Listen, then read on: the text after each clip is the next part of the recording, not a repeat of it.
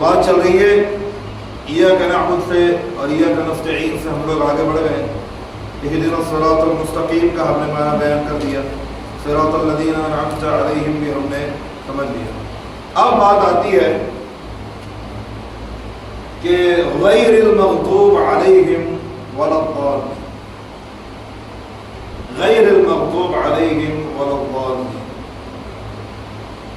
کون ہے غیر المغضوب علیہم, کون ہے ولا الضالین؟ پہلے ہم پوری سورہ فاتحہ کا ترجمہ کرتے ہیں. سورہ فاتحہ کو ایک سیکوینس میں لے کے چلتے ہیں.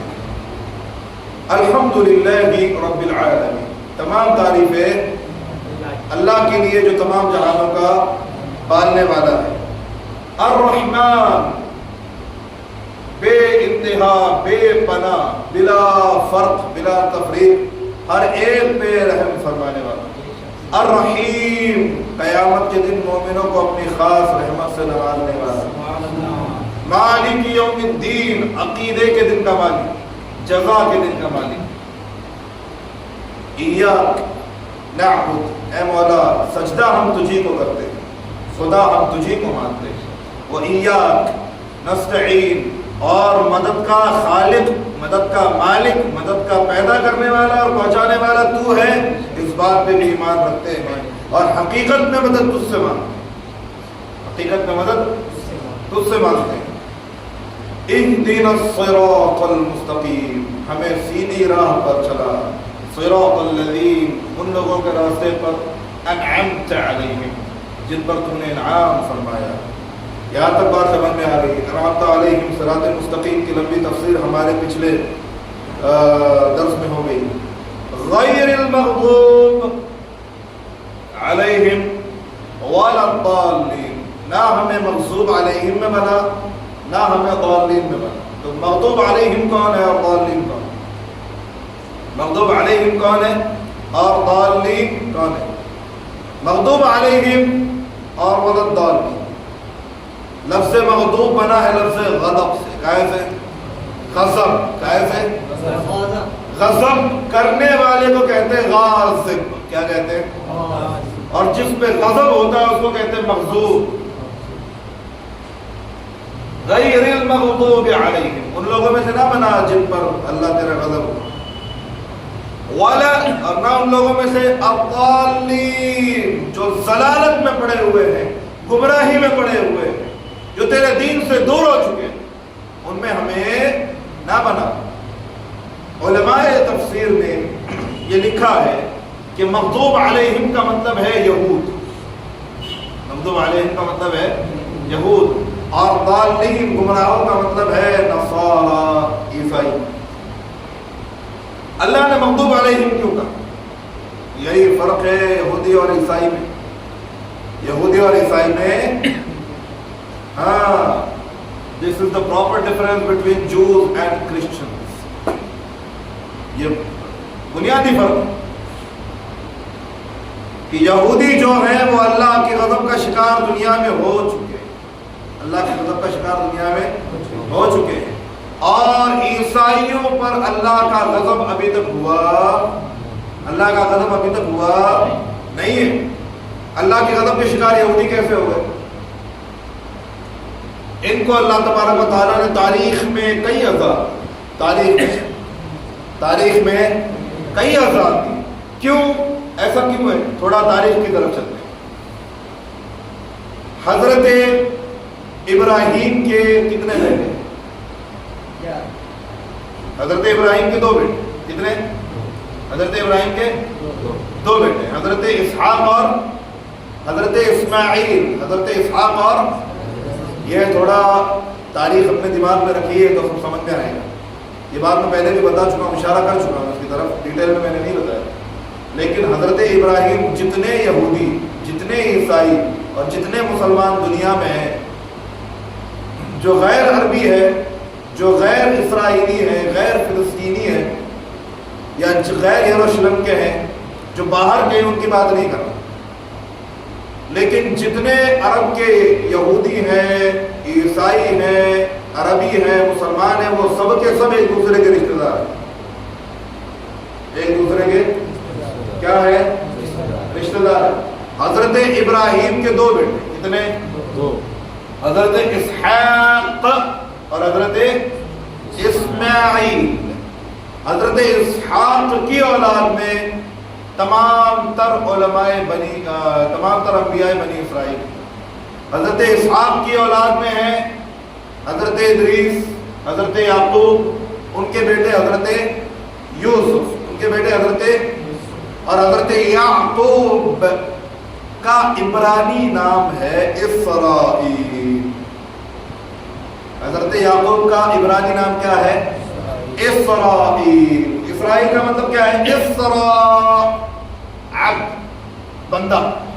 ایل یعنی اللہ، ایل یعنی اللہ، اس لیے ایلوہیم بھی کہتے ہیں عبرانی میں۔ ایلوہیم یعنی الہ، ہمارا خدا۔ ایلیا بھی کہتے ہیں یعنی اللہ والا، یا اللہ۔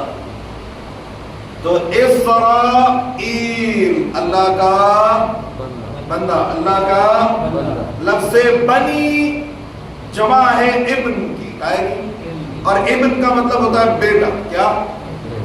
بنی اسرائیل، اسرائیل کے بیٹے، sons of Israel، sons of Israel، اسرائیل کے بیٹے۔ تو حضرت اسرائیل علیہ السلام یعنی حضرت یعقوب علیہ السلام کے بیٹے ہیں حضرت یوسف۔ کون ہے؟ کون ہے؟ حضرت یوسف۔ پھر ان کی نسل میں حضرت میشا ہیں، پھر وہ حضرت موسیٰ علیہ السلام، حضرت یوشع علیہ السلام، پھر حضرت داؤد علیہ السلام، حضرت سلیمان علیہ السلام۔ پھر حضرت سلیمان علیہ السلام کے بعد والا جو دور ہے وہ پورا یہودیوں کا دور کہلاتا ہے۔ بہرحال یہودی اور بنی اسرائیل میں لفظ یہود کا نمبر دوسرا ہے، اسرائیل کا نمبر پہلا ہے، کیونکہ اسرائیل حضرت یعقوب کا نام ہے۔ تو ان کی جتنی اولاد ہے وہ سب بنی اسرائیل کہلاتی۔ کیا کہلاتی؟ بنی اسرائیل میں پھر ایک نافرمان قوم پیدا ہوئی، ایک نافرمان قوم پیدا ہوئی جو یہوذا یا یہودا کی اولاد کہلاتی ہے، جو کہ حضرت یوسف کے بھائیوں میں سے ایک بھائی تھے، ان کی اولاد میں نافرمان لوگ پیدا ہوئے۔ یہ بھی ایک قول ہے، اس کے علاوہ بھی دوسرا قول ہے۔ اور حضرت موسیٰ علیہ السلام کی جو قوم ہے وہ مکمل طور پہ یہودی قوم کہلائی۔ کیا کہلائی؟ یہودی قوم۔ ایک تو بنی اسرائیل اور دوسرے یہودی۔ بنی اسرائیل عام ہے، پھر بنی اسرائیل میں جو خاص قوم جس نے نافرمانی کی وہ یہودی قوم، وہ یہودی قوم ہے۔ ادھر حضرت اب دوبارہ یہ لوٹ کے حضرت ابراہیم کے کتنے بیٹے ہوئے؟ 2۔ کتنے؟ 2، اسحاق اور اسماعیل۔ حضرت اسماعیل علیہ السلام کی اولاد میں کوئی نبی، صرف ایک نبی ہوئے، وہ بھی آخری اور تمام نبیوں کے نبی، تمام رسولوں کے رسول، میرے آقا محمد صلی اللہ علیہ وسلم۔ آئی بات سمجھ میں؟ تو جو یہودی ہیں، جو عیسائی اور یہودی ہیں، میرے ساتھ دہرائیے، جو عیسائی اور یہودی ہیں وہ بنی اسرائیل ہیں، اور جو محمدی ہیں وہ بنی اسماعیل۔ سمجھ میں آ گیا؟ بنی اسرائیل اور بنی اسماعیل پر سمجھ میں آیا کہ نہیں آیا؟ اب جو بنی اسماعیل میں نبی کریم صلی اللہ علیہ وسلم پیدا ہوئے تو یہودیوں کی کتاب میں رسول اللہ کے آنے کی خبر تھی۔ آپ تلمودہ آج اٹھا کے دیکھیں گے جو تورات کی بگاڑی ہوئی شکل ہے، یا بائبل اٹھا کے دیکھیں گے جو کہ انجیل کی بگاڑی ہوئی شکل ہے۔ آپ سانگ آف سولومن دیکھ لیں، بک آف پیٹر دیکھ لیں، بک آف ریولوشن دیکھ لیں، اس میں کئی ورسز، کئی آیتیں، کئی شلوک ایسے ہیں کہ جو نبی کریم صلی اللہ علیہ وسلم کے آنے کی خبر دیتے ہیں، رسول اللہ کے آنے کی خبر دیتے ہیں۔ عبرانی زبان میں آج بھی جو توریت اور انجیل موجود ہیں اس کے اندر رسول اللہ کا ڈائریکٹ نام محمد موجود ہے، لیکن یہ لوگ شو آف نہیں کرتے۔ انگلش ٹرانسلیشن دنیا کے سامنے رکھ دیا اور اس کا ترجمہ کر دیا بیلر، جس سے محبت کی جاتی، محبوب، پسندیدہ، پریہ۔ تو ان لوگوں نے نافرمانیاں کی، کتابوں میں بگاڑ پیدا کیا، اشترون بھی آیا جلہ ہی ثمنا قلیلا، اللہ کی آیتوں کو بیچا، حرام کو حلال کیا، حلال کو حرام کیا، اپنی نفس کے خواہش کے چلتے ہوئے. تو اللہ تبارک و تعالیٰ نے بنی اسرائیل کو کئی تماچے دیے، کئی بار عذاب آئے. حضرت موسیٰ کی قوم کو دیکھیے، ہے نا، من و سلویٰ کے بعد آزمائش، مارے گئے تب آزمائش، اور میڈک والا، ٹڈو والا، طوفان والا عذاب ان پر آیا، وہ آزمائش.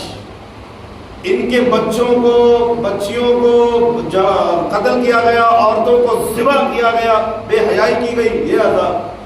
تو بنی اسرائیلیوں پہ عذاب بہت آئے، تو اللہ کا غضب ان پہ بار بار ہوا، اس لیے ان کی صفت آئی ہے مغضوب علیہم.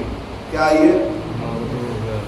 اب عیسائیوں کے ساتھ ایسا کیوں نہیں ہوا؟ کیونکہ عیسائی جو قوم ہے وہ اسلام سے بہت قریب اور پہلے کی قوم ہے، اسلام سے بہت قریب اور پہلے کی قوم ہے. کون سا سن چل رہا ہے ابھی عیسوی؟ 2023. تو کتنے سال ہو گئے عیسائی قوم کو؟ 2023. کتنے سال ہو گئے؟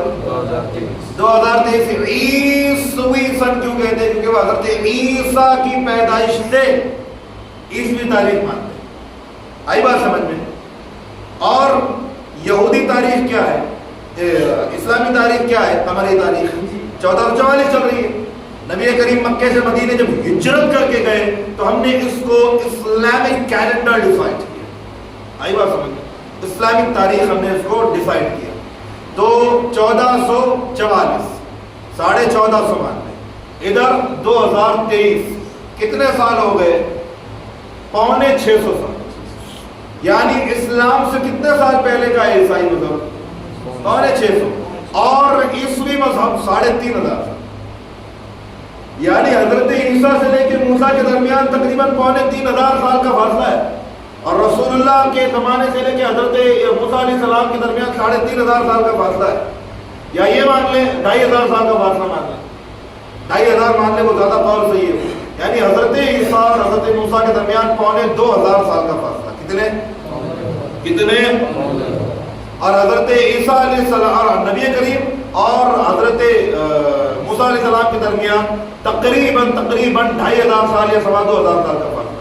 اور آج اس کو اگر ادھر ہم انکلوڈ کر لیں، ادھر اگر پلس کر لیں تو ہو جائے گا تقریباً 3500 یا 3500 یا 4000. اس سے زیادہ فاصلہ نہیں بنے گا. حضرت موسیٰ اور آج کے زمانے میں 3500 یا 4000 کا فاصلہ. رسول اللہ کے اور ہمارے درمیان 1450 سال کا فاصلہ.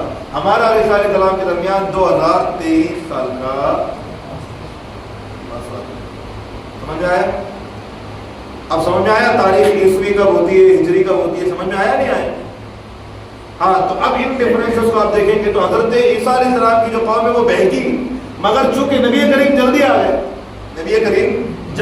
تو ان پر اتنا عذاب نازل ہونے کا موقع یا اتنا سب کچھ آیا نہیں. پھر یہ لوگ اس امت میں شامل ہو گئے. کیا ہو گئے؟ بہت بلند آواز. امت محمدی میں شامل ہوئے کہ نہیں ہوئے نا؟ اور جو امت محمدی میں آ گئے ان کے بارے میں اللہ نے کیا فرمایا؟ ما كان الله يعذبهم وانت فيهم. اے محبوب، اللہ ان لوگوں کو عذاب نہیں دے گا کیونکہ اب زمین پر تم ان کے بیچ میں موجود ہو، اور آپ رحمت للعالمین ہیں. کیا ہے؟ آئی بات سمجھ میں کہ یہودی مغضوب علیہم کیوں ہے؟ کیونکہ ان کے پاس لمبا پیریڈ ہے، بار بار نافرمانیوں کی سزائیں بھی اللہ نے دی ہے. عیسائیوں کی قسمت اچھی تھی کہ جلدی محمد رسول اللہ کی امت مل گئی، تو ان پر مغضوب علیہم کا ٹائٹل نہیں لگ پائے. لیکن ضالین ہیں، گمراہ ہیں. کیا ہے یہ ہسٹوریکل بیک گراؤنڈ سمجھ میں آیا کہ نہیں آیا؟